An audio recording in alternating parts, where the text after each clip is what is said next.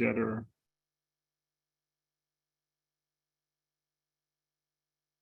all right. Thanks everyone for attending our, it is November, isn't it? November Parks, Waterfront, Resiliency, and Recreation Committee meeting. My name is Trevor Holland. I'm the chair of this particular committee, and I'm joined by the other members of the committee who are signed on as panelists. There's a couple of rules we're going to follow here, and they're pretty simple. We repeat this every month, but we want to make sure that it's fair for everyone to speak. So we're going to allow for committee members to speak first, and then members of the public after the committee has asked questions and made comments. We generally try to limit the comments to 2 minutes, and that includes comments and questions to 2 minutes. But I don't like to put up that clock unless folks start abusing it, because the only people that really are going to be at a disadvantage are your neighbors and your friends who'd also like to speak on that. I'm not going to go into the full spiel of a Zoom meeting. I assume that most people have been to a Zoom meeting at this time for at least 2 years in this process. So we're just going to go ahead and start. We have a light agenda, but there are 2 items of importance. So we're going to get started as soon as I see one person here. Oh, she was already promoted. Thank you, Paul. The minutes were sent out for the past 2 meetings, and if there are any objections, please let me know. Otherwise, they're going to be deemed approved.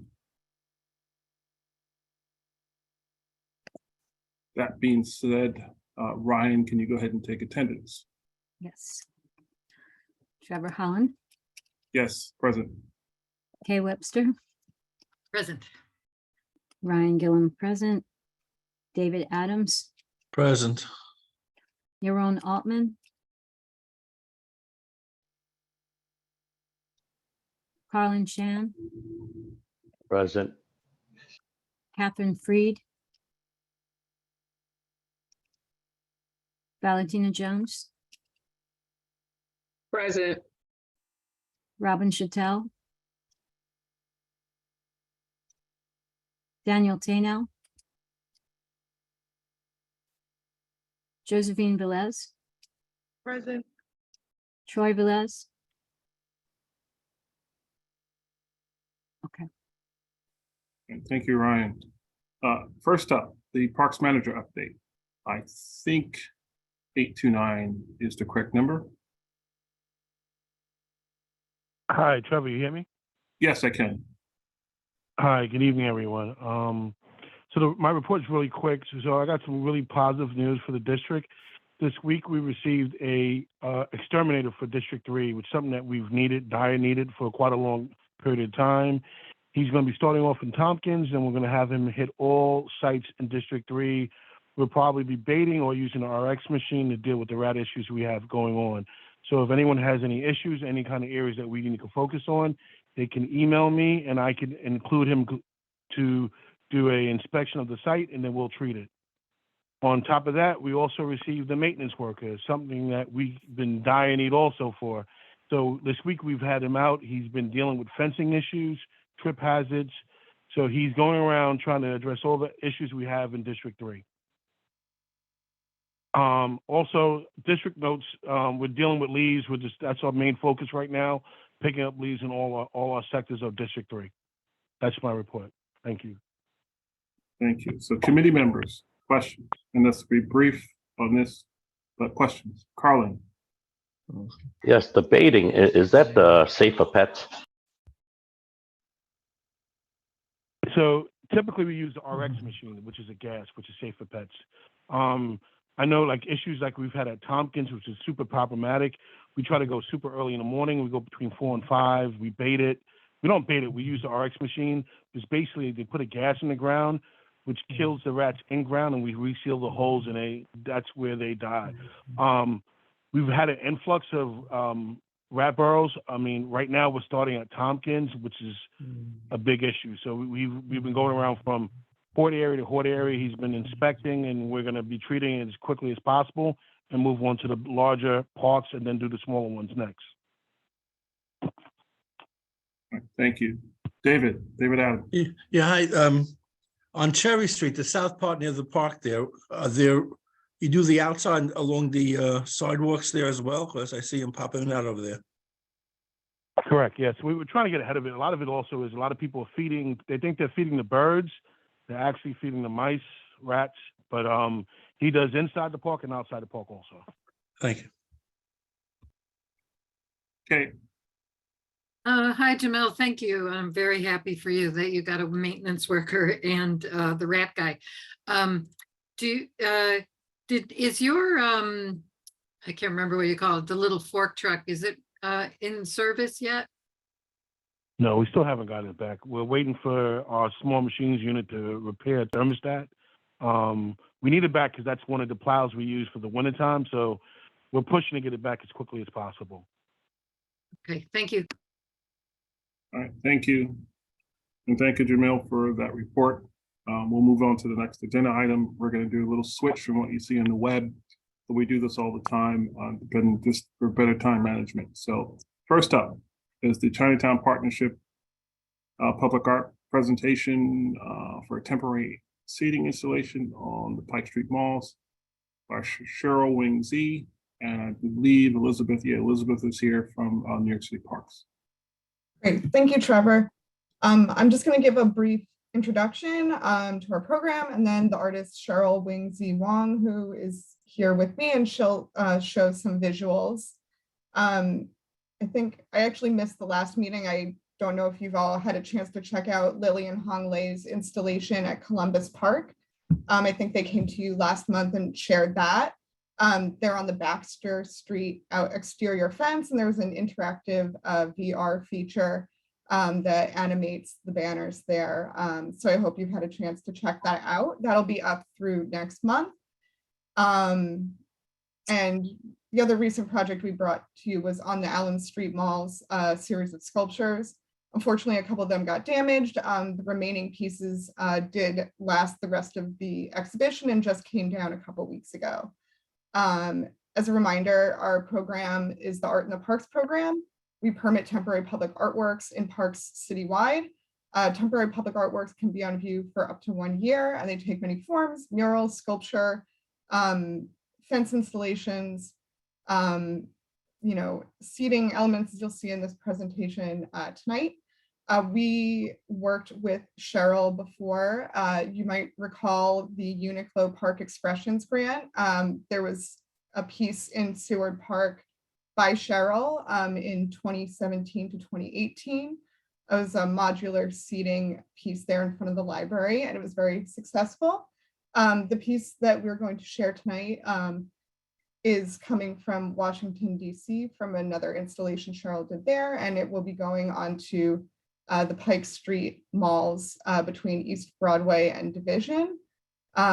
With that brief, I guess just a few other things to note about our program. Exhibitors are required to maintain the pieces. They're also required to provide insurance. We also require security deposit to ensure that the site is restored to its original condition in the end. That's the nuts and bolts of the program. I'll turn it over to Cheryl to share some slides and talk a little bit more about her work and this particular work. Thank you, Elizabeth. Cheryl, before you begin, I know Paul, our chair, is on. I don't want to lose him. Do you have the ability to share your screen? Yes, oh, sorry, are you talking to Paul or me? You, sorry. Sure. Yes, I have the ability. Let me just run it right now so you can just confirm that you guys can see my screen. Cool. Does that Yes, work? thank you. Yes. Great, let me go to full screen. First off, apologies in advance that my daughter is having a terrible twos meltdown, so she might be shrieking in the background, pounding on walls, throwing things. We're trying to keep that at bay, but I'll do the best I can. We do that too. It's like I'm tearing my hair out. I was like, no. So hi, I'm Cheryl Wing-Zi Wong. I am an artist and an architect, and I'm also a resident in Lower East Side Chinatown. I've been in the neighborhood for, over the last 10 years, have become very, very, very familiar in the past couple of years with all of the parks in the area, all of the playgrounds. So generally, I make a lot of public art, and I'm interested in making installations that really activate underused public spaces. So as Elizabeth mentioned, this is an image here. I thought I'd just show a couple of these precedents of the public artwork called Constellation. So this was installed in Seward Park in front of the Seward Park Library as a temporary artwork, as most of the public artworks, that are basically up to a year in duration there.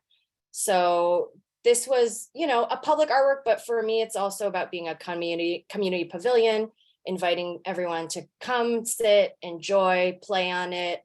And this one was made out of wooden modules. They were locked to each other. They were fixed.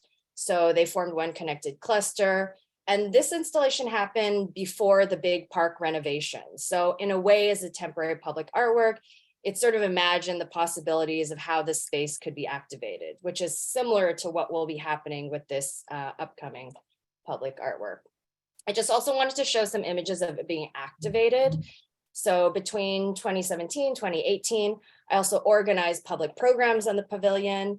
It was a place where people could come have casual encounters, but it also had these set programs. So there were a lot of local Lower East Side community members that I met along the way that kind of co-hosted these programs to really hear stories of the history of Lower East Side, versus public sessions also on discussing what's the future of Chinatown. So there was a lot of these kind of ongoing dialogues that happened as this at this community gathering hub. And I think, as Elizabeth mentioned, I think that it was a really kind of intergenerational project just by providing a place for people to sit where there normally wasn't one. This is the image of the piece that was installed in Washington, D.C. called Meridian. And it was deinstalled this past September. And really, I was looking for a way to share the work more, to reinstall the work elsewhere, to just avoid putting it in the trash. I've just become a bit more conscientious in the past couple of years of these kind of second lives of artwork and not just throwing things. So that's where the conversation with the Chinatown bid and New York City Parks started. So really this public artwork to be installed in Allen Street Malls is a recycled work that would be temporary up for, I think, 11 months or so, under a year. This is a render of it. So basically the modules you saw before are being rehabbed. They've weathered in the past year, but they're still good and structural. So they're being repainted in a second incarnation. And, with support of the bid, who helped to basically transport them back to New York City, just helping with some of the human power to make some of the rehabbing possible. With just me and two hands, it's not always enough. And with New York City Parks, it's been really amazing how the support also to figure out the best location. So Elizabeth and I started a conversation about where this artwork could be installed. It was very open. We're looking at a lot of different parks areas. And maybe Elizabeth, you could talk a little bit about why you selected this site and thought it would be a really great one for this project. And I'll just add in one note that one kind of requirement on my end is that I needed an area that has a relatively flat land, because the project, even though it gets shimmed and can account for uneven ground, really massively uneven ground, it just makes it really difficult to put the modules next to each other and then lock them to each other so that they're one fixed structure. I think we were just looking at this location. One, I think, Trevor, you may have mentioned at a previous meeting that we should think about this location for future exhibitions when we were planning the Allen Street Malls. I don't think any of those sculptures worked here, but it's kind of a forlorn traffic island, and there's a lot of space there.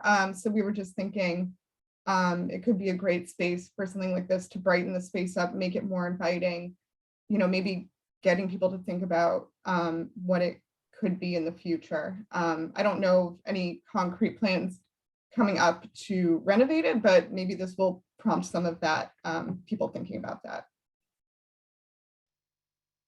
Yeah, I think that's something that seemed really valuable about placing it here is, just to kind of put a placemaking project in to sort of imagine its potential, just just similar to the way that Constellation did that in Seward Park before those renovations happened. I'll just move forward. These are just some site maps showing the structure as well as some painted floor motifs that could go around it as a mural element. Again, knowing that I think Elizabeth mentioned that the area is going to be completely repaved in a couple of years. Or it might be, or it's slated to be repaved. So this is really just sort of like a temporary activation to show potential. And then, yeah, adjusting the location of it just to make sure that we have access around, in and around, as per discussions with the park manager and Elizabeth. And there we are. Thank you. I can Okay, stop. thank you for that. That's the end of your presentation, correct? Yes. All right, thank you. I see Carlin has his hand up, and I'm going to make a couple of comments, but Carlin, go ahead. This is a question for Elizabeth regarding the scope, the exhibition at the Columbus Park. Why was it moved last minute? Because when you presented it, though. A tree fell on the fence last minute. So there was some structural concerns about the fence when they were going to install, and it wasn't repaired in time. So it was a last minute pivot to put it on Baxter Street where the fence is sturdier. Okay. Thank you. Just one comment, Elizabeth, thank you for listening. And that wasn't just a comment by me, but I'll take credit for it. It was also by a comment from a community member about moving some of that art further south to where it might be just as well appreciated, considering the density and the multi-ethnic population which is around that area. But thank you for considering this area. Daniel. Thanks. Yeah, I was gonna also mention that, yes, I think it's a good idea to put something down in that area because it needs some help and it will maybe spark more people to be interested in getting that fixed up quicker. When you showed the overhead with the color, there were like little blocks out from the structure? Are those you said were just painted? Because people do still like run and walk down the mall, and it looked like it wasn't enough space if those were actual structures or were they painted on? Good question. Sorry if I wasn't clear about that. Yeah, everything freestanding are painted motifs. So the first image I showed in a kind of perspective was really just the structure itself. And definitely, as per discussions with park manager and Elizabeth, I shifted the location of it so that we have like a 5-6 foot clearance on one end. Because the mall is a little bit skinny, we're kind of pushing it a little bit closer to one side to make sure that anybody who wants to run or bike can, or is in a wheelchair, can pass through without any problem. All right, thank you. More questions from the committee? All right, I don't see any hands, so if there are any attendees or members from the public who'd like to ask a question, we will take it now. Please raise your hand.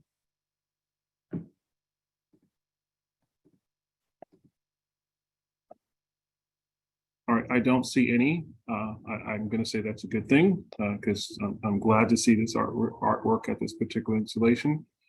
Just some logistics, timing, how long is it going to take, how long will it be up? So I know, well, I guess I'll let Cheryl answer. Some of the pieces are still being refurbed. So that install is kind of dependent on when they're finished. And then it'll be up through like October of next year. Okay. The goal And- is, oh, sorry. Right now we're just procuring the paints.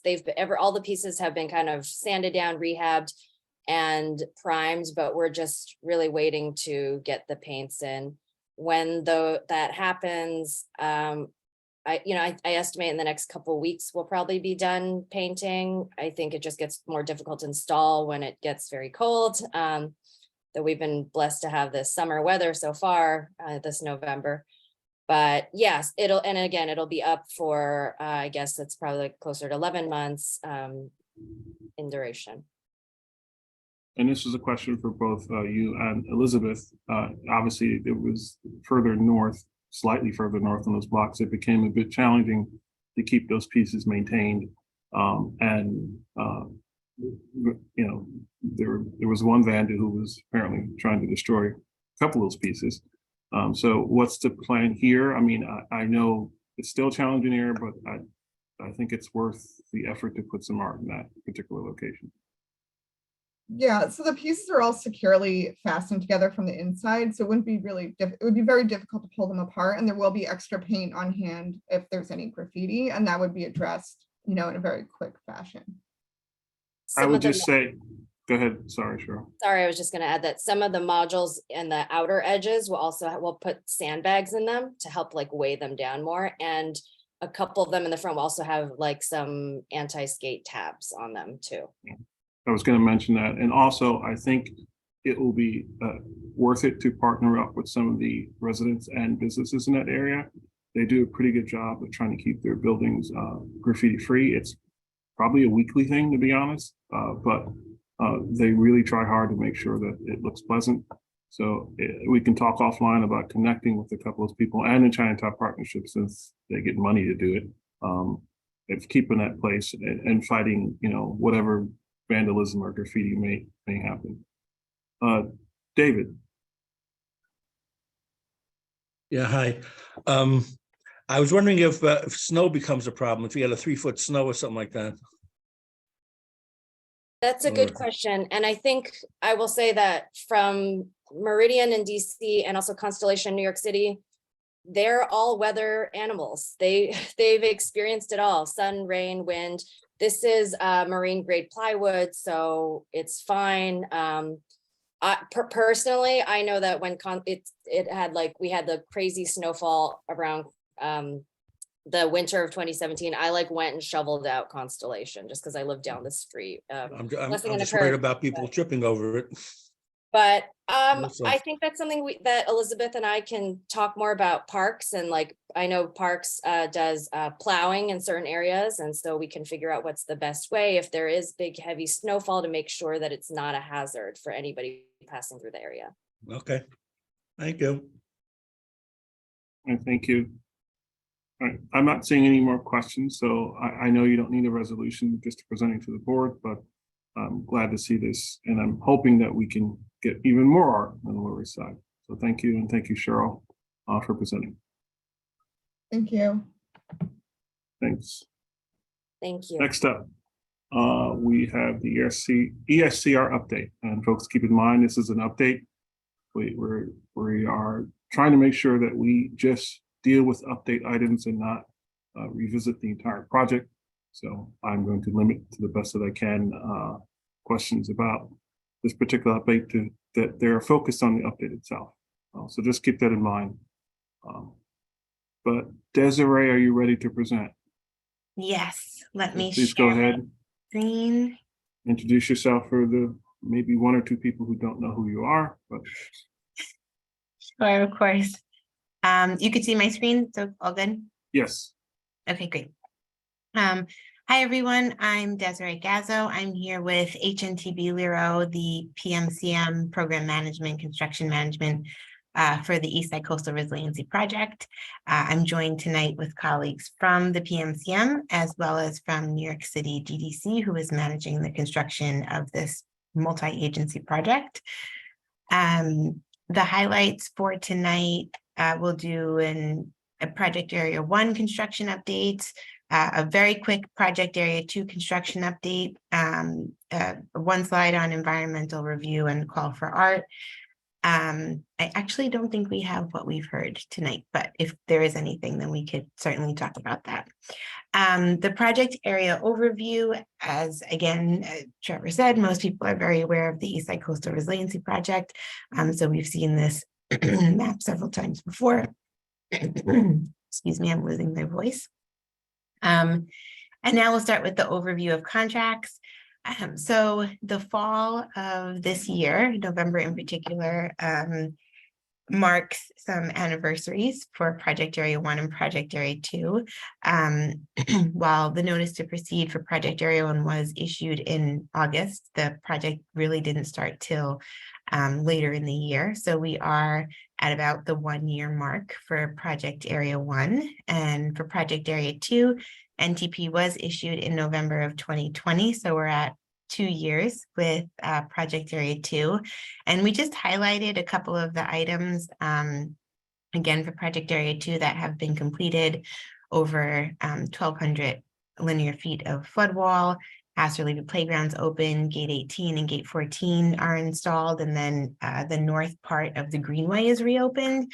And I think it's just important to remember that, you know, when we were a year into Project Area 2, there was a lot under construction, half of Stuycove Park, Azurleafy Park, and, you know, already just in year 2, we've come such a long way.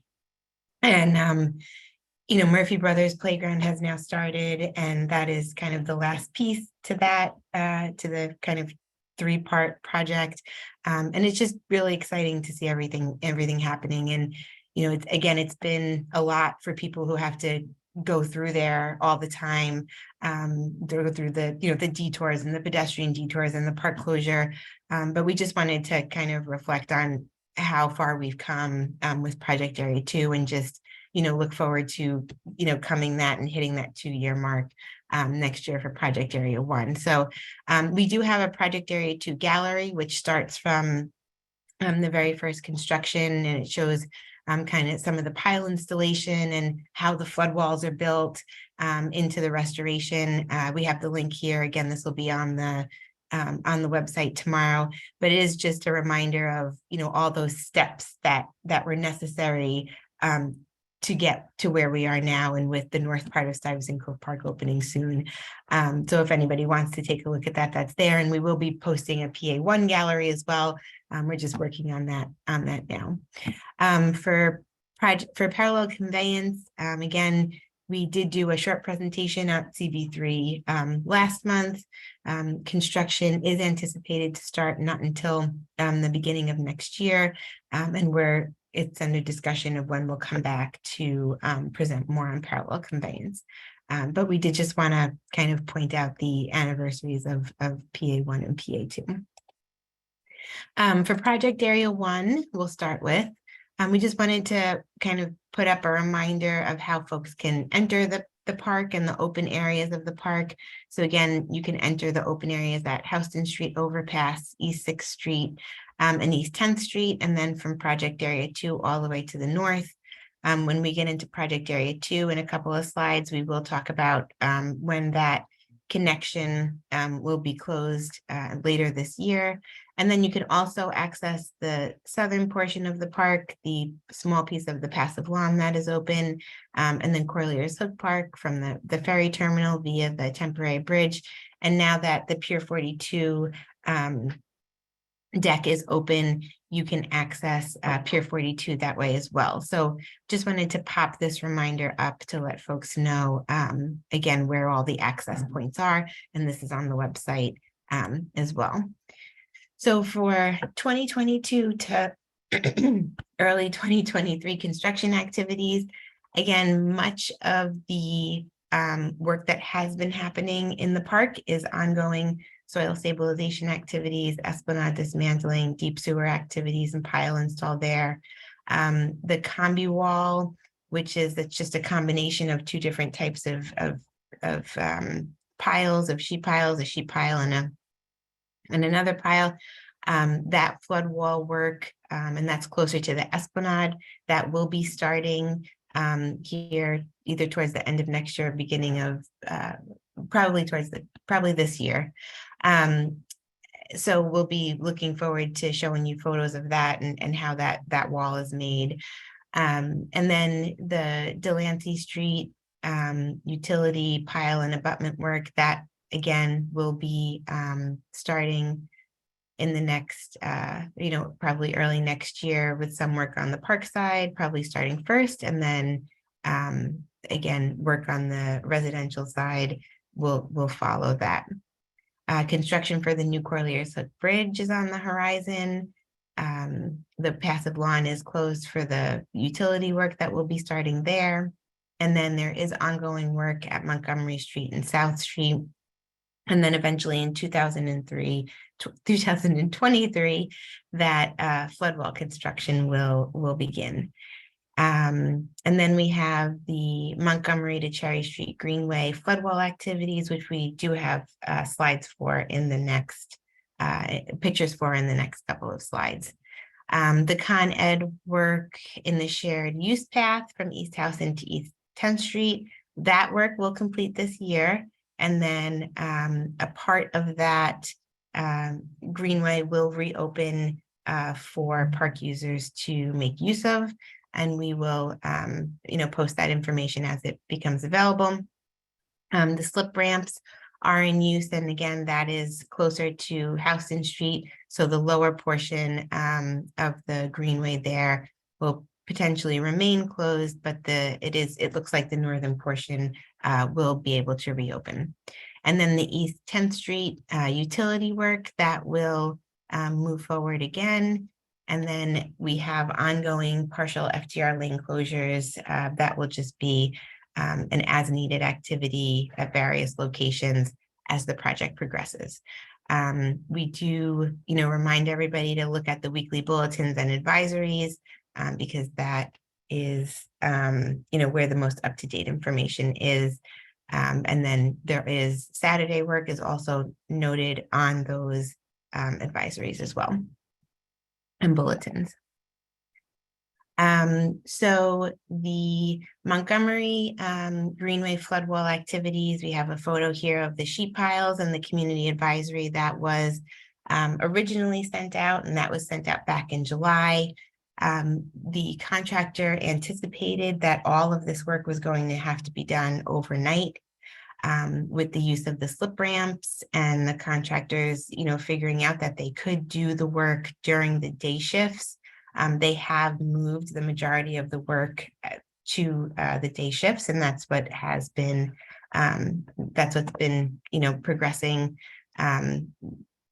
almost since they started the work. There was a couple of weeks in the beginning when there was some demo work and setup that needed to happen overnight, but otherwise they have been making use of the day shifts.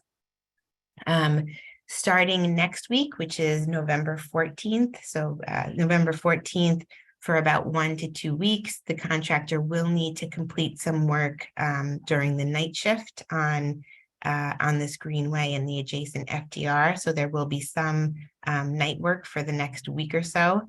Again, there was supposed to be quite a bit of night work. So, they are going to look to finish up that work as soon as possible as to not, create noise during the night. And then the contractor will shift back to the daytime shifts. There has been some concern about noise in this area, and they are using what is called a vibratory pile machine, which the majority of that work is through a vibratory method. However, there are parts of the operation, like when obstructions are hit, etc., that the noise will increase. And then there is pile work that is associated with the deep sewer activity that is more central to the park that is happening as well. So there's pile installation from, in multiple parts of the project. The work hours for pile install are 7 a.m. to 3:30 a.m. However, the contractor is able to mobilize earlier. However, moving forward, the pile installs will begin not until 7 a.m. So the next two slides are two slides on kind of big things are happening. The first photo here is the Montgomery Street to Cherry Street Greenway sheet pile activities. So as of now, that stretch, and again, this is just the sheet pile activities. There still are multiple steps into building the flood wall, but the sheet pile activities are about 50% complete. So again, the contractor is looking to move that forward, as quickly as possible, and then start building the flood wall, kind of similar to the project area 2. And we could bring up photos from the PA 2 area flood wall construction in one of the next CB meetings to kind of show what those stages are again. And then the stormwater chambers that are being installed, which I don't know if you could tell, it's kind of hard to tell from here, the scale, and I wish there was a person in this picture, but if you could see the ladder, you could just imagine the size of a person kind of climbing that ladder. These pipes and chambers are massive, and the excavation is pretty substantial. And these are working to, again, increase the stormwater capacity under the park. So, I think in the beginning, there was a lot of kind of demolition and, just some smaller things happening, but we are really moving through kind of this subsurface work in the park, and then again, starting these flood wall activities. So we wanted to kind of key the map that we usually have with some photos of what's going on the site. And then to the left here, we have the soil stabilization activities. That work is about 60% complete. The soil stabilization activities require, which we did have a slide, I believe, at the CB3 and at the CAG that went into detail, and then it was in the newsletter as well, about how the soil stabilization activities work. And they're basically setting crushed stone columns into the earth to help stabilize it. So all of that crushed stone has been coming in on the barges. And again, that was, something that was brought up very early in the project to reduce the truck traffic from local streets. And, they've been doing some calculations, and over 6,000 trucks, which is about 50 trucks per day, have been removed from local streets due to the barging operations. So we are, really making use of the barging operations, both for bringing materials in and for taking materials off the site.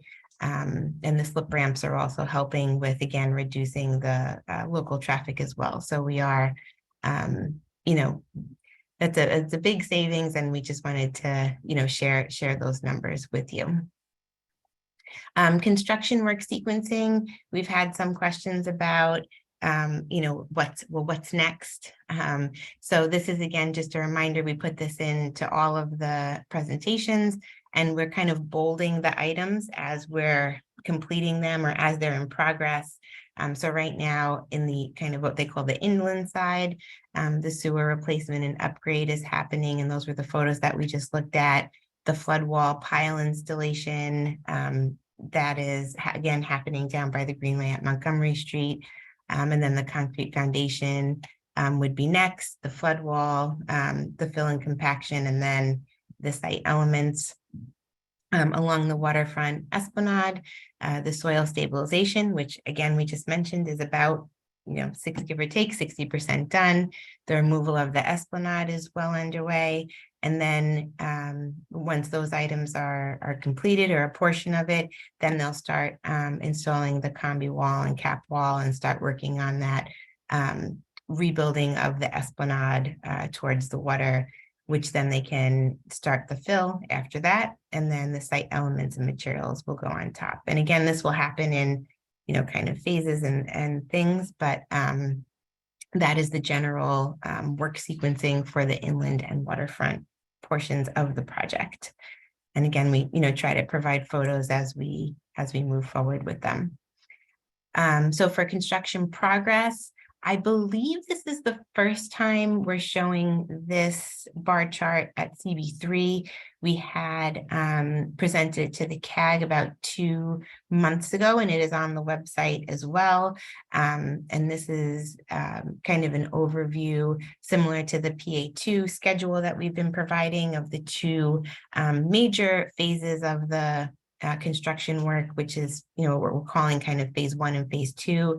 There is overlap, and the construction approach that we presented way back before construction had begun, that, goes into more detail about how the different phases, the sub phases of the project work. So, please look at that hand in hand with this.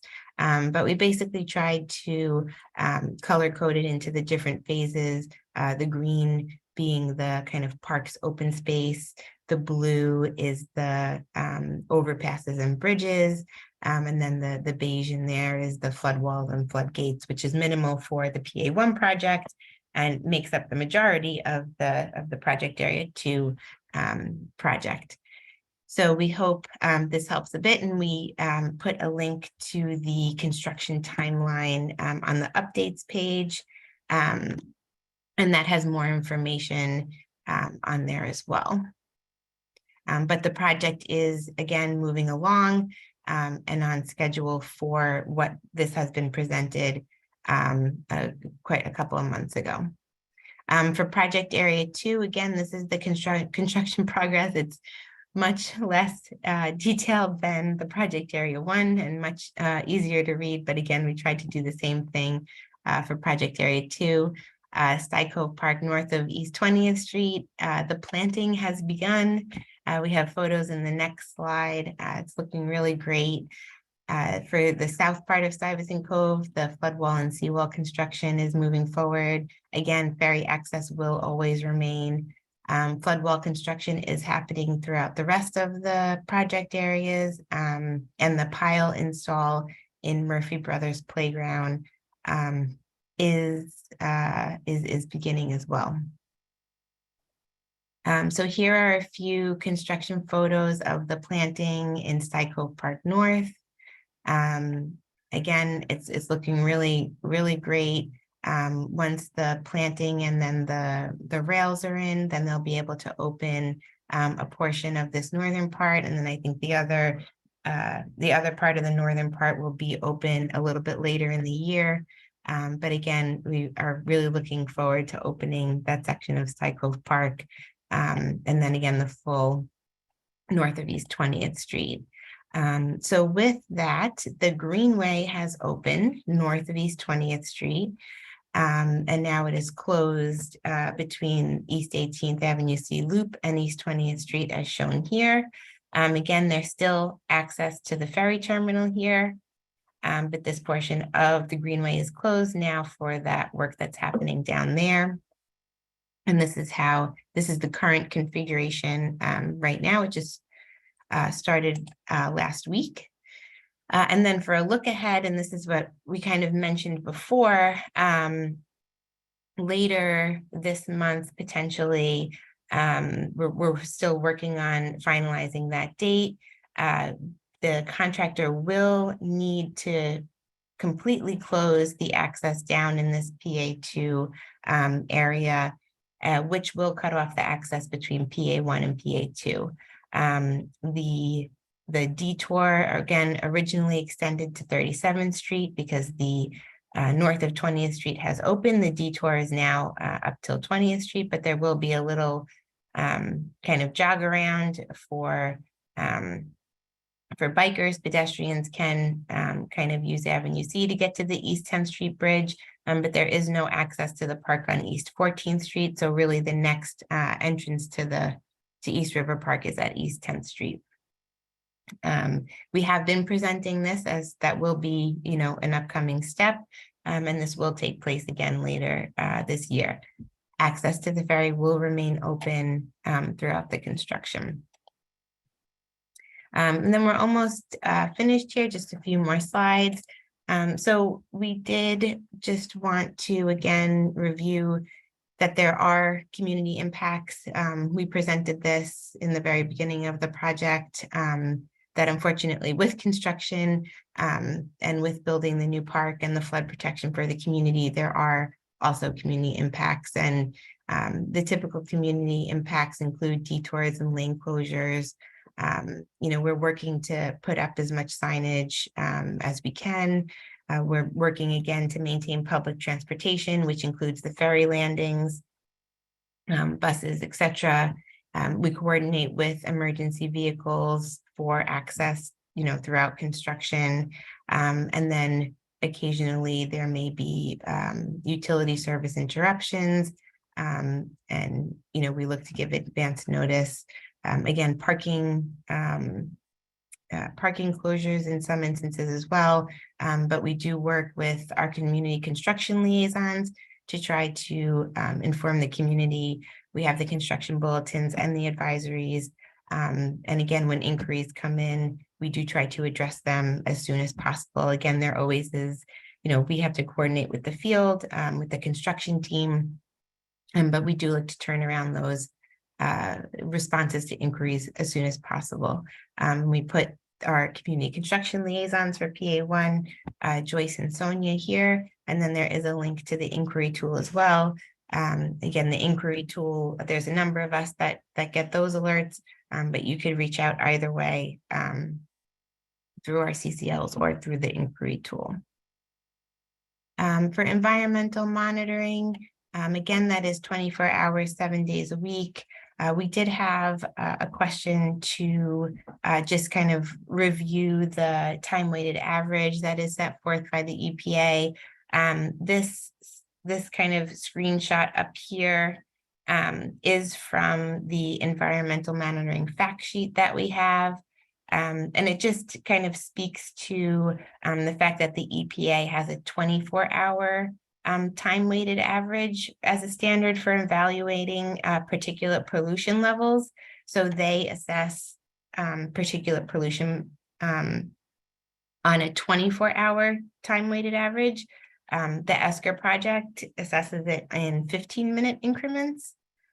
So the summaries that we give at the CAG meeting monthly, and this is one from August here, these are for 15-minute increments. So again, the EPA looks at 24-hour time-weighted averages, and we're reporting out on as small as 15-minute increments. Just again for that transparency to let you know that we are, monitoring the contractor, monitoring the work that's happening on site. And so the 15-minute ones, again, it's construction, so there is going to be vehicles idling in some certain circumstances, and there will be dust, but then the contractor implements the mitigation measures. They get the alerts, they tell the vehicles to shut off their engines, or they implement dust suppression techniques. So this is much different than what the EPA sets as a standard. We're monitoring on a much lower level, and there are lots of eyes on the once an alert is reached or an exceedance. So we did just want to go over that since that question did come in. And if you do have specific questions, again, please feel to reach out through the inquiry tool. We have, as Trevor mentioned, we have gone over this several times in the past. And again, bringing it up again because questions did come in, but we'd be happy to provide you with more resources of where you could find more information on this. But we do have the fact sheet as well on the website, and the link is here for that also. Just quickly, the call for art panels, they were originally up in Eastside Coastal Resilience in East River Park, in Murphy Brothers Playground, and in Astor Levy.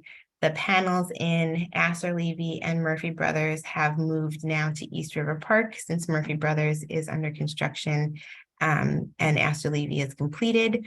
So we did update the call for art panel locations on the website. So if you or someone does have art in the park, the maps have been updated and they're on the call for art webpage. And then lastly, the Eastside Coastal Resiliency Project just recently received its wedge verification. The wedge is Waterfront Edge Design Guidelines. It's verification from the New York City Waterfront Alliance. There is a press release. The link is on this page here, so it'll be up on the website tomorrow. But we did just want to, again, we reported on the Envision certification, and then this is now wedge verification. So we did want to share that with the group. And that's the end of the presentation for now. And Trevor, we could take any questions that folks have. I see a couple of hands up. All right, thank you, Desiree, for that presentation. I do see two hands up from committee members. I'm going to go to Josephine first, then Catherine. Josephine? Hi, Desiree. Thank you for your presentation. You said that they begin work at 7 a.m. But that's not true, Desiree. They begin work sometimes at 3 in the morning. You hear that compressor or whatever it is that makes that loud noise at 3 in the morning. And then sometimes they start at 6 in the morning. So do they have any respect for the community? Because Yes. it's happened many times. Yes, so there are different, so pile install cannot begin until 7 in the morning. There are other construction operations that can occur earlier than 7.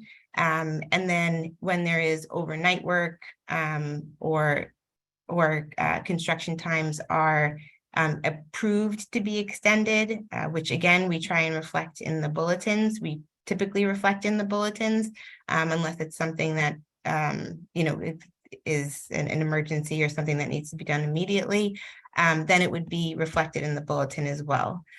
So the pile install cannot start until 7, and then there are other construction activities that can happen outside of that time. Desiree, could you go back? Desiree, sorry. could you go back to that slide that you had up regarding the pile installation? Yeah. Yep, of course.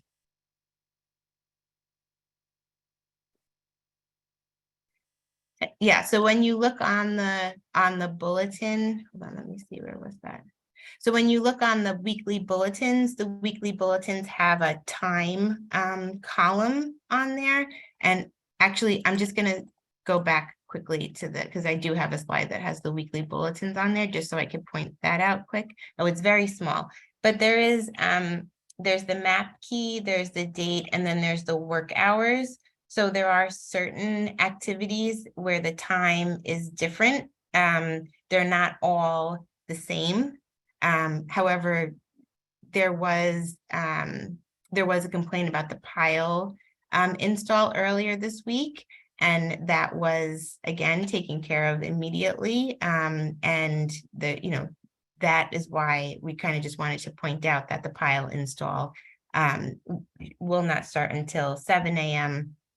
However, other construction activities can begin before. So I would look at this construction bulletin, and you could look at the work hours there, and then certainly reach out if you have any questions about what activities are happening perhaps at different times of the day. Well, thank you, Catherine.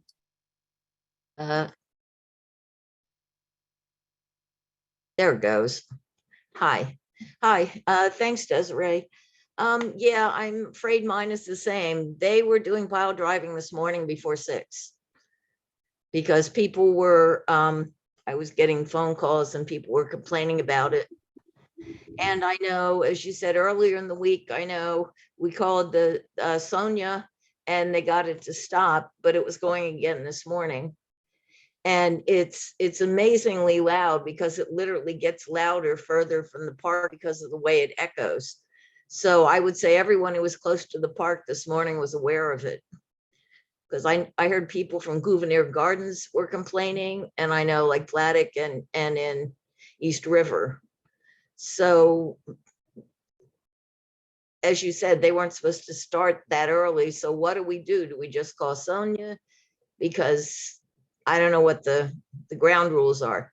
Yeah, no, and I didn't hear anything about it starting early again today. So that's Trust me. News.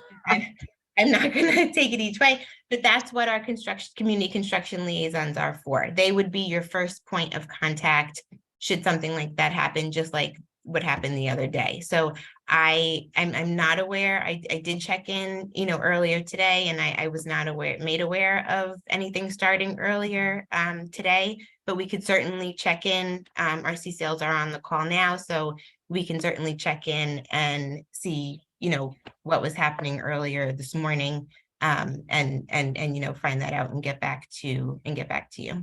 Yeah, and I mean, just take it up with them because again, it really is kind of disrespectful for the community if we're told they're not going to start till 7 and they start at 6, and it doesn't do anything to improve relations. Let's put it that way. Sure, I completely understand that.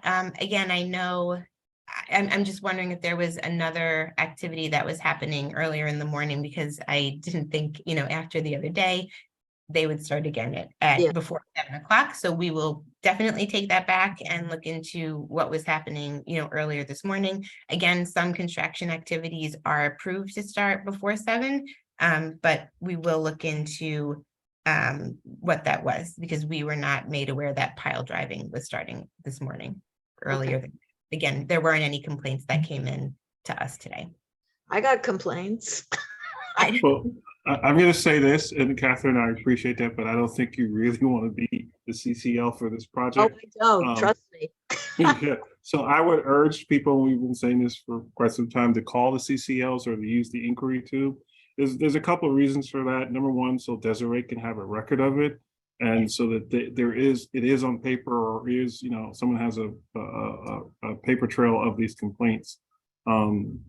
But so I know at the end of the slide, we present where you can provide that complaint and the number for the CCL, the email.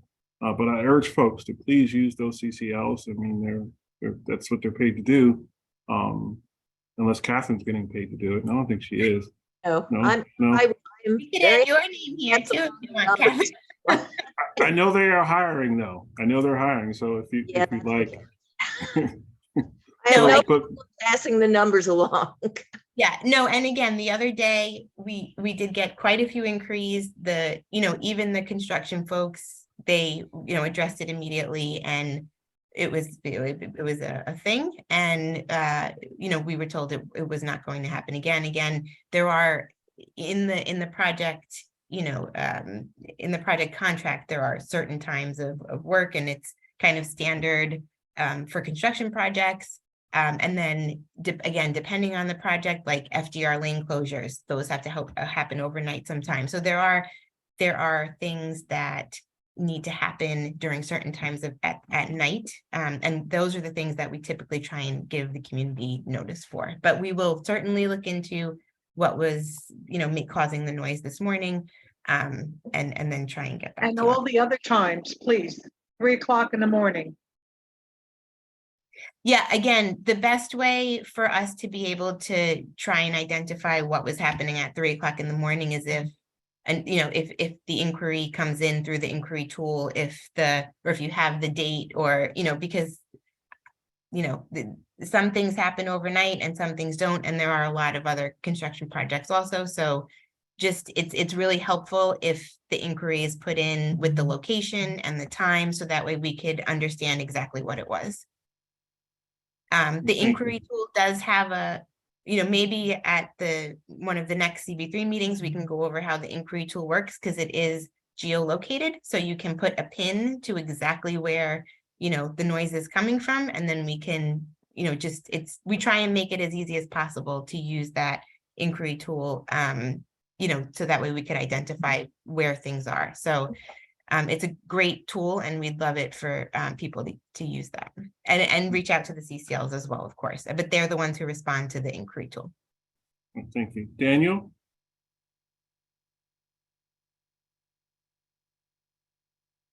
Hi, Desiree. I went for a bike ride to check out the new greenway up by Solar One, and I noticed I looked through the fence, and there were about 50 barrels of what looks like toxic waste up there. I was just wondering what that is. I know that's Community Board 6, but it's all part of this project, and you presented on it today. Yeah, that was by the Solar One building. Sure, I can get back to you on that, because I'm not aware of that. So if I can find out and then get back, that would be that's what I can do on that one. Okay, and I also when the construction is done up there, is the area under, what is, I forget from the old, from whatever designs, the Mhm. area under the FDR, so out inside the wall, under the FDR along Avenue C, is that gonna be parking again? Or what's gonna be under there along the Greenway? Yes, it will go back to parking that is, property owned by others. And I know CB6 is, working to perhaps transform that into other uses. But parking is the current use there. That is, and that's what it will go back to. Thanks. Mhm. And thanks for checking out the new Greenway. Robin, Hi, Desiree. Can you just go over was there a timeline in there again if it's changed? I think I might have missed it. Oh, oops, for PA1, right? The one for PA1? Yes. Yeah. Where? Oh, sorry, I usually put PA2 first, but I put PA1 first, this presentation, this one. So this is the same timeline that was presented to the CAG, and it's the same timeline that is up on the website. Right. I just want to, okay. I need to take a picture for myself. that's on the website, correct? Yeah, Yep. it is. Thank you, though. It's right here. I can look at it. Thanks a lot. Thank you. All right, I don't see any other questions from committee members.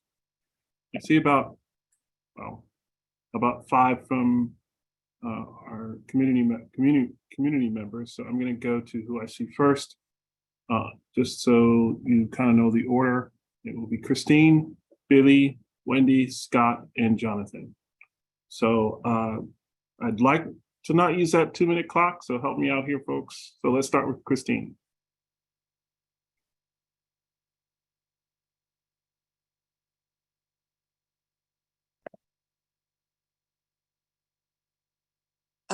Can you hear me?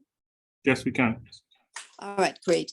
Thank you for the presentation, Desiree, and I just have a comment, question, or request. There is obviously a lot of dust in that construction, sometimes entering on Houston Street with the slip ramp, and the contractors leaving through it. They drive fast, and a lot of dust is getting stirred up. And I noticed that there is at least some attempt being made to tamp down the dust by spraying it down with water. And I would like to request the same thing to happen on 10th Street, because there's a lot of construction going on there now. I think it's Con Edison work, and it's a very active area to enter the park. There's also thousands of people living right there. In the housing around 10th Street, and it is super dusty, and when it's windy there is just dust everywhere, and it's not healthy, and I would really like to have that considered to be cleaned better, and also some other mitigation measures so that the neighbors and community members don't breathe in all this dust. Thanks.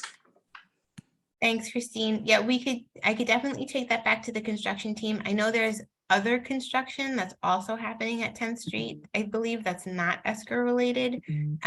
But I will take that back to the construction team, and then again, try to manage what is our construction. We can only manage what is our construction. And then, other projects would have to manage theirs as well. So, but we'll take a look at that and see what's going on, because I think the work that's happening right there is only the test pits right now. But again, we'll definitely take that back. Thank you.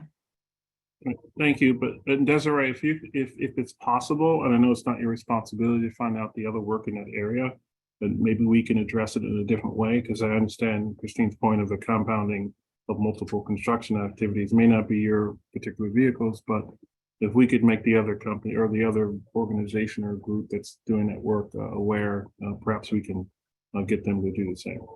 Okay, yes, sounds good. Val, I'm going to quickly go to you since I see you raise your hand, and then I go back to community members.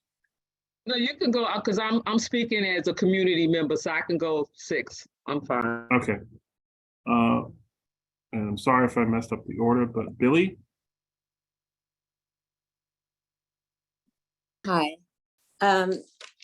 Also was adding on to Christina that it doesn't matter if you're monitoring every 15 minutes, if the community is still being affected by the dust and there's no mitigation for the pollution. And I don't think it's been a problem since the beginning of construction. I don't think it's just right now because there's another company. And it really is something that needs to be addressed. It's so important. And then I have another question about the large pipe, the underground system. Is that the actual pipe that goes to Newton Creek eventually, and that is getting the big the floodgates installed to keep to store the water so it doesn't go to Newton Creek during the storm? Yes, I believe that that's part of the whole, oops, wrong way.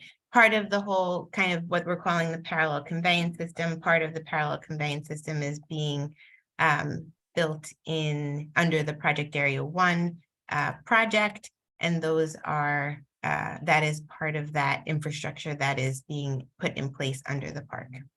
So the floodgates are going in that pipe? If not in this one in particular, then, you know, as part of the system and as part of the parallel conveyance project, the team is working on kind of a better way to illustrate how that parallel conveyance system works as a whole. We've shared there's the illustrative video, but we are looking to develop something that helps explain how the whole system works. So we will come back with more information on parallel conveyance as part of that, as part of those presentations. So that should help explain a little bit more. Okay, it would be great also to see like a real drawing to scale of where they actually are. I mean, I guess I could see it if you go look at what's open right now, but okay. Yeah, and when we start presenting for parallel conveyance, we'll have more information on how that full system works. And then just back to the dust, I think I just addressed what the location Christine was specifically speaking to, which was 10th Avenue. But yes, we will take both comments back and address those. There's nothing in place to actually warn the community or mitigate these things as they happen. Thanks. Thank you. Thank you. Wendy and then Scott.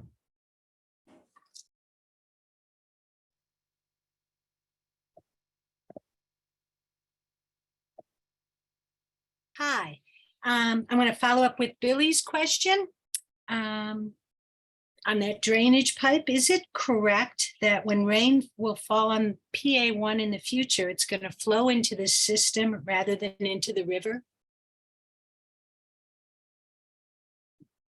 So again, we're not exactly addressing parallel conveyance here. I believe when stormwater falls, you know, there's parts of the stormwater that goes into the drainage, and then I'm sure there's, you know, parts of the stormwater that will flow into East River Park. We've had other conversations about how the parallel conveyance works, but this is supposed to add capacity for the stormwater, and then again route that to Newton Creek, as Billy mentioned, and again hold more capacity than the current stormwater system right now. So it works in parallel with the stormwater system. And it also will prevent the backup of storm surge and flooding that would happen in the park. So I don't believe it's just as cut and dry as kind of the question, Wendy, but you know, it adds to that existing capacity of the stormwater and sewer systems. Okay, because, you know, it's 1 million gallons of water for every inch of rain that falls on the park, and that's a considerable amount to add to the system rather than let flow into the river. But I understand we'll hear more about the parallel conveyance in the future. And now I have a question about barging, because you mentioned that you've the number of truck trips that's already saved.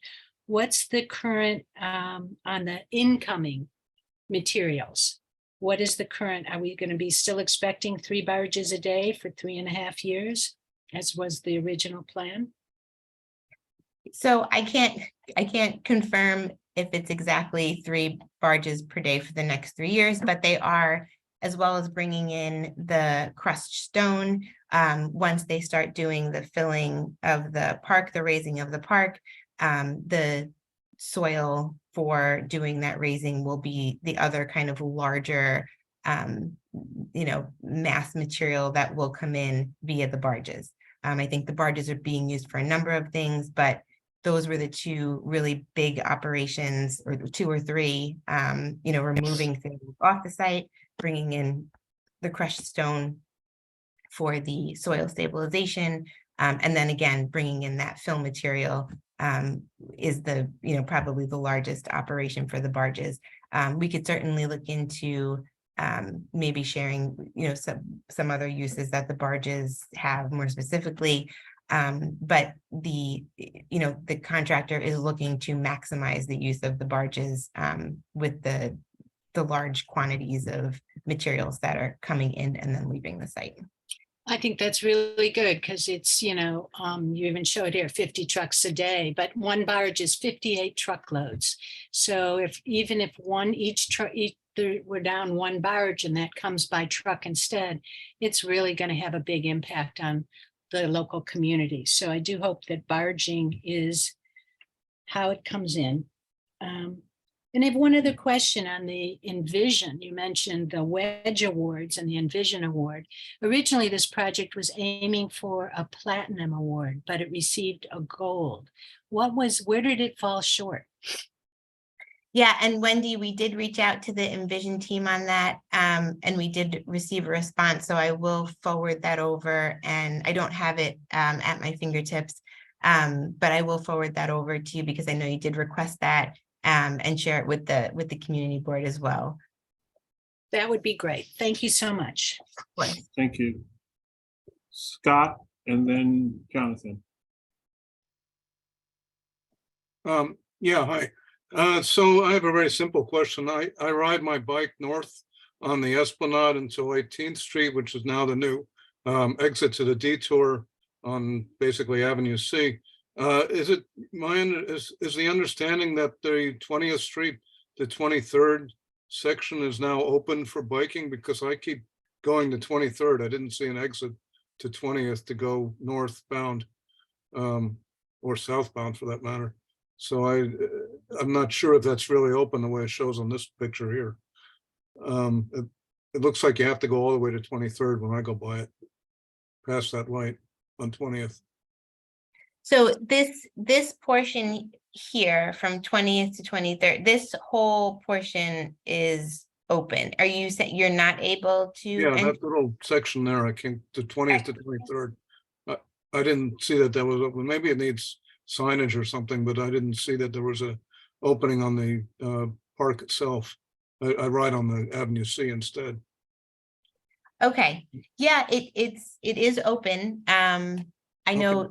Daniel, you said, you had used it also, so maybe we just have to make sure that the signage, I think maybe folks are so used to it not being open that, maybe we have to add or change the signage. I know we did coordinate with City DOT on the signage there for the detours now that it has changed.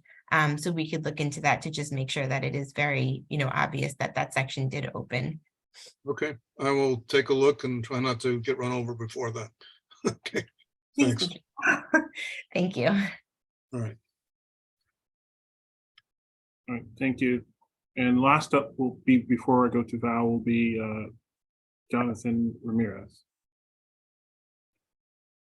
Hi. So my question is, I've heard of this project a while ago, and it's been a long time since I've kind of like caught myself up to it. So last I remember hearing the way the park is being like elevated is through putting like landfill underneath, and is that still the case, or is there something else?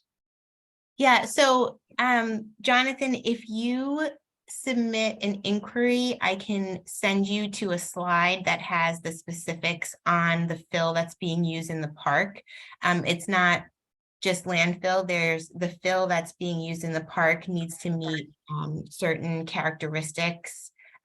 Certain materials cannot be used. So there is kind of language on what type of material is accepted to be used as fill in the park. And if you send an inquiry through the inquiry tool, I could direct you to the presentation where we shared that, because we did talk about that probably quite a while ago.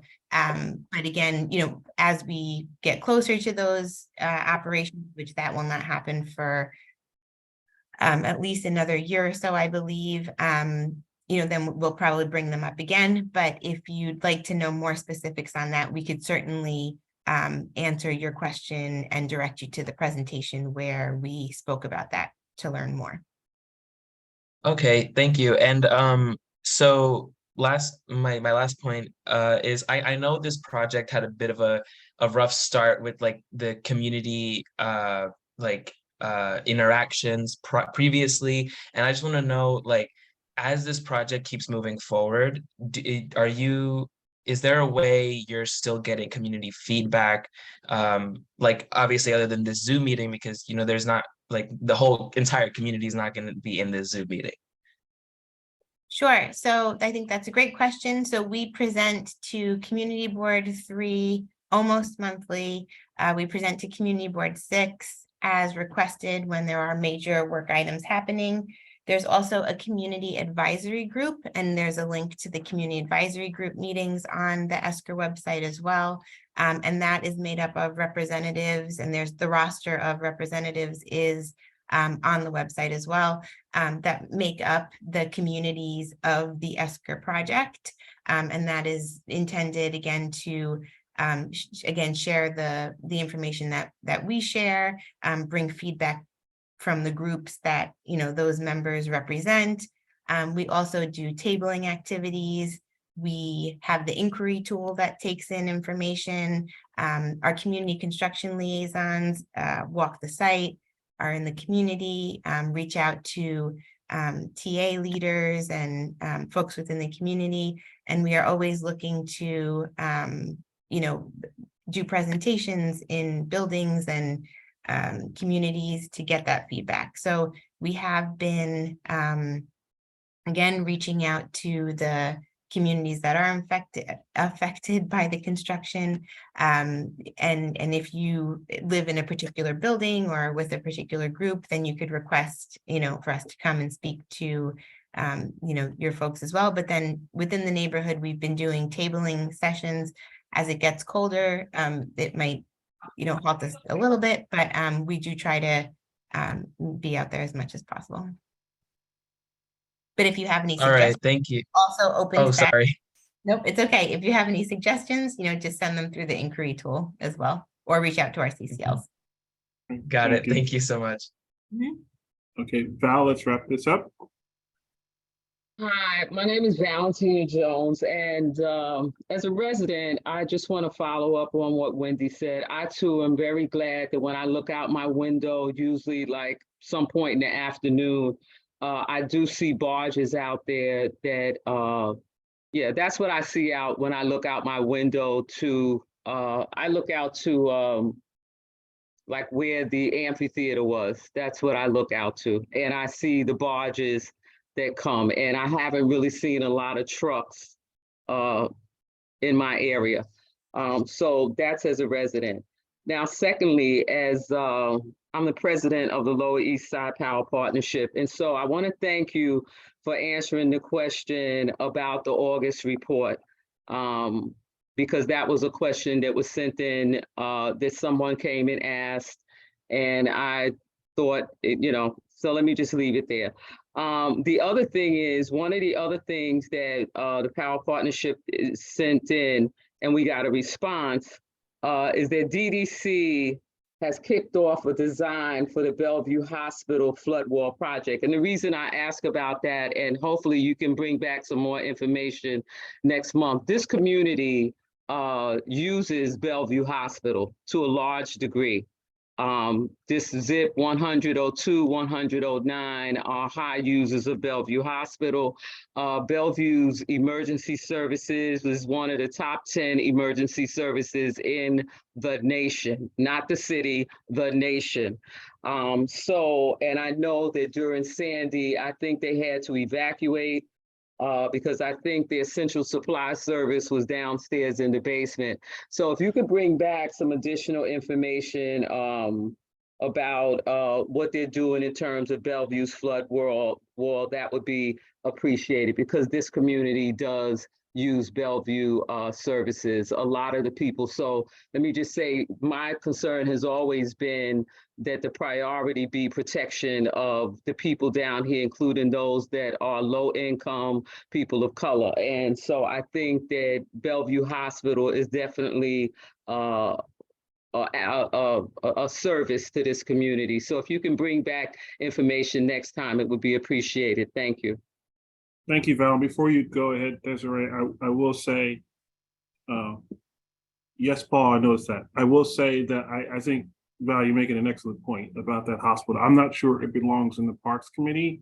It may belong in Health and Human Services, but it definitely belongs in one of these committees, because I'd like to hear exactly what they're doing. So Desiree, even if you can't get them, I think we've got to find a way to bring that to the community board. So thanks, Val, for bringing that up. Go ahead, Desiree. It's part of the project. That was why I brought it up. It's part of the project. And that I think it's like 25th Street on. And so this was one of the responses, and this was a particular letter that Power Partnership responded to. This was one of the items, and it was ESCR statement that was sent to elected officials in terms of things that were being done associated with ESCR. I can bring the item next time, but it was in a letter about ESCR, and this is part of that process up further. So it's not actually a health issue. It's DDC that is who I was told kicked off a design for the Bellevue Hospital. And I think his name is Margolis, or Jeffrey. He's on the call. He's on the call. But go ahead, Desiree. Go ahead, Desiree. Jeff is on the call. So that project, though it was in the commitment letter as well as many other things, that project, it's not part of the Eastside Coastal Resiliency Project, similar to like the FDR overbuild study. So there are things that are in that letter that are not actually part of the Eastside Coastal Resiliency Project. So I think from the response that you received, DDC won't be ready to have any type of updates for that project until 2023. So that will be a different group. But Jeff is on the call. Jeff and Ophelia are here, so they will bring that back to DDC. I think it would probably be Q and Faye, because it's still in the design process, who you're all very familiar with. They would probably be the ones to, start reporting on that project. But very true, it was in the ESCR commitment letter, and DDC will certainly bring that back as soon as they have something to speak on. And Trevor, you could reach out to, Q and Faye and Jeff and Ophelia, to follow up on that for when they think that would be an agenda item. Okay, thanks. Thank you. Yeah. Thank you. I think that's all I see one more hand. I don't know. Okay, I think everyone's been allowed to ask or speak on this particular topic. I want to thank you for your presentation this month. And we will be in contact with you about the other items and any outstanding issues that we talked about for this meeting. But thank you for presenting tonight. Committee members, you have to stay on for a couple more minutes. I'm just going to go over some procedural things for next month and January. So thank you, Desiree and the team. Thanks, everyone. All right, so committee members, I think I've said this for the last 3 months about meeting in person, and we've had emergency orders extended. So I don't know what we're doing in December. So I'm not going to say anything at all. So we may see each other in person. We may be virtual. So I do not know. I see our chair has rejoined us. So he wants to speak. Maybe he knows. Maybe the emergency order will be extended. Maybe it won't be extended. But I will send out update emails to the extent I can. I will say check the website. I think that's the most current information. I check it and then I find out, and I will let you know. But that's all I can say about next month. Unless, Paul, you want to chime in about something. Good evening, everyone. Yeah, so we'll know. We usually don't get a heads up about the executive order getting extended for like maybe a day or two before it all happens. Usually I'm prepared to go face to face because they don't say anything for a while. I'm like, well, then we have to go face to face. And then 2 days later, we say it's all extended. So we're waiting to hear back for what December is going to look like.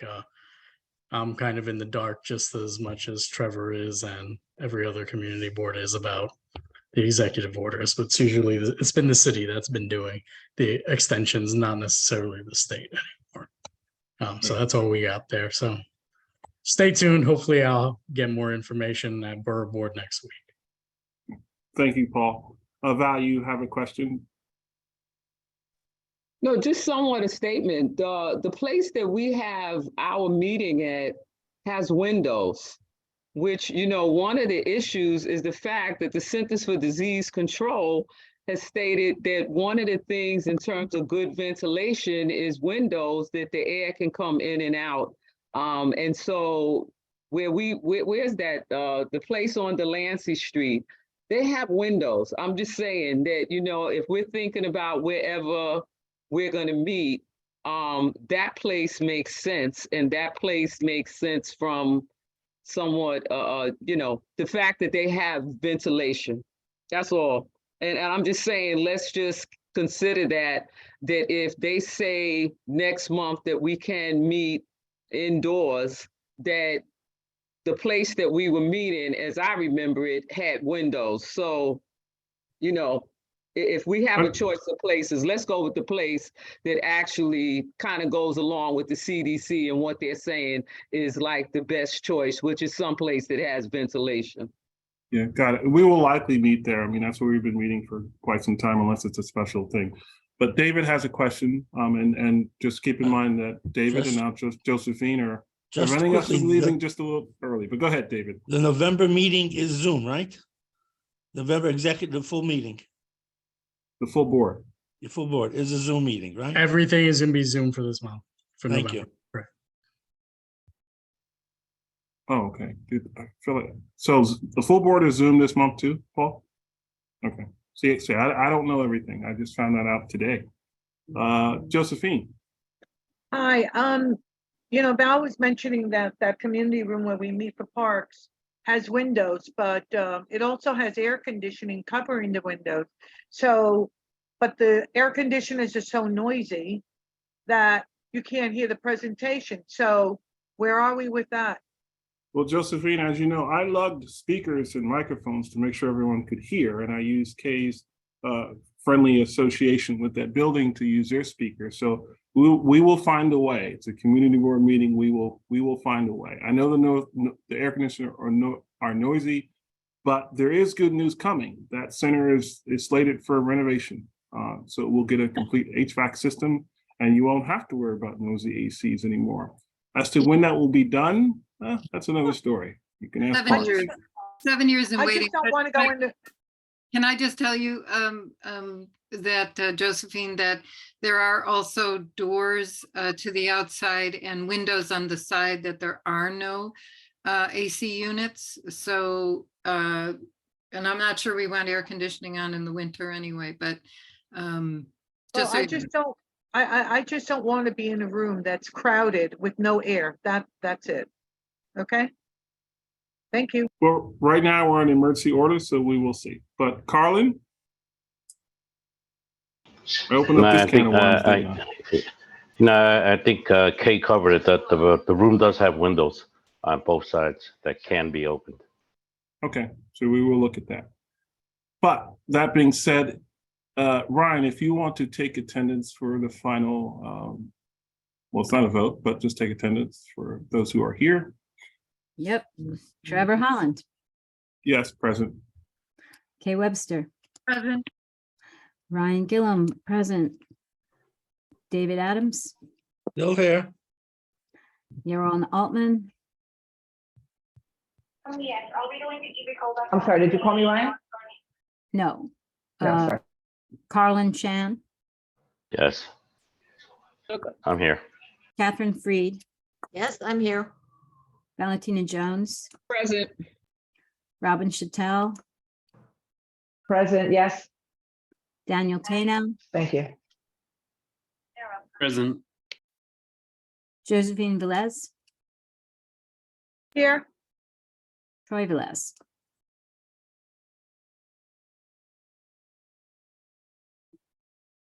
Troy, Troy, we saw you earlier.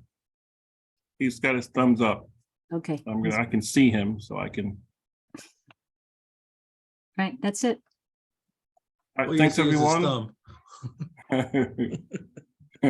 I You will don't leave know that who's doing alone. that. I will leave that alone. But thanks, everyone. Thanks, And we Trevor. will see you at full board via Zoom. But good night for all. have a good night, everybody. Good night, everybody. Thanks, Paul. Good night, everybody. No, not finished. That's it.